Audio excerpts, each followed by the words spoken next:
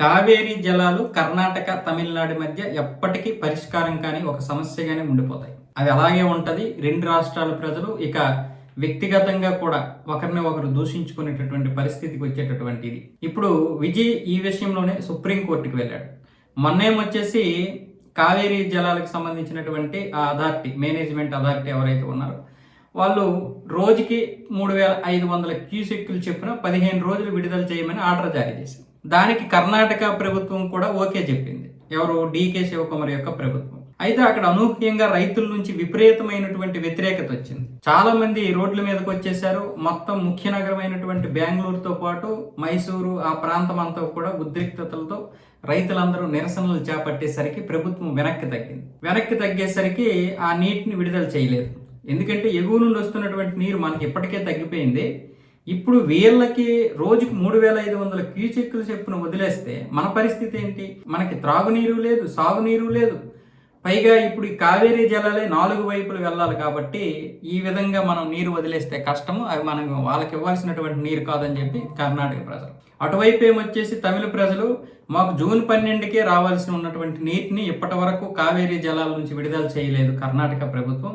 ఈ విధంగా ఎవరైతే అథారిటీ, కావేరీ జలాల మేనేజ్మెంట్ అథారిటీ ఉందో వాళ్ళు చెప్పినా కూడా ప్రభుత్వం విఫలమైందని చెప్పి విజయం వచ్చేసి సుప్రీంకోర్టుకి వెళ్ళాడు. ఇక్కడ ప్రజలందరూ కూడా నిరసనలు, రాస్తారోకులు చేపడతాం, నువ్వు అసలు ఏం చేస్తాను, కర్ణాటక ప్రభుత్వాన్ని ఎందుకు ప్రశ్నించడం లేదని ప్రతిపక్షాలు అలాగే మరికొంతమంది ప్రజలు కూడా విజయం నిలదీస్తున్నారు.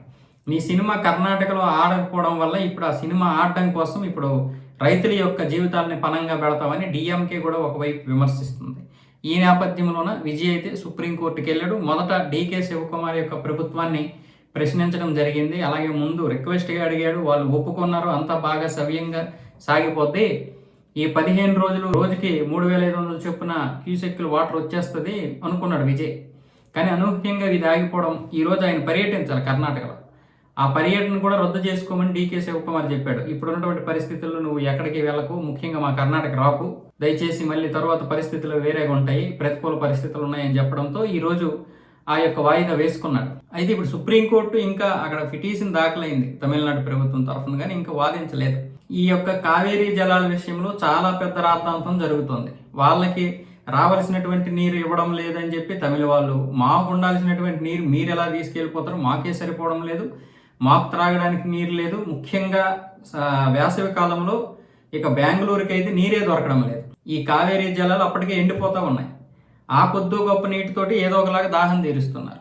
అందులోనే మాకు కొన్ని ఇవ్వండి అని మళ్ళీ వాళ్ళు చెన్నై నుంచి కూడా ప్రతిపాదనలు వస్తున్నాయి. ఈ నేపథ్యంలో చాలా పెద్ద గొడవలు అయితే జరుగుతున్నాయి. ఈ యొక్క సమస్య అటు తీరదు, ఇటు తీరదు.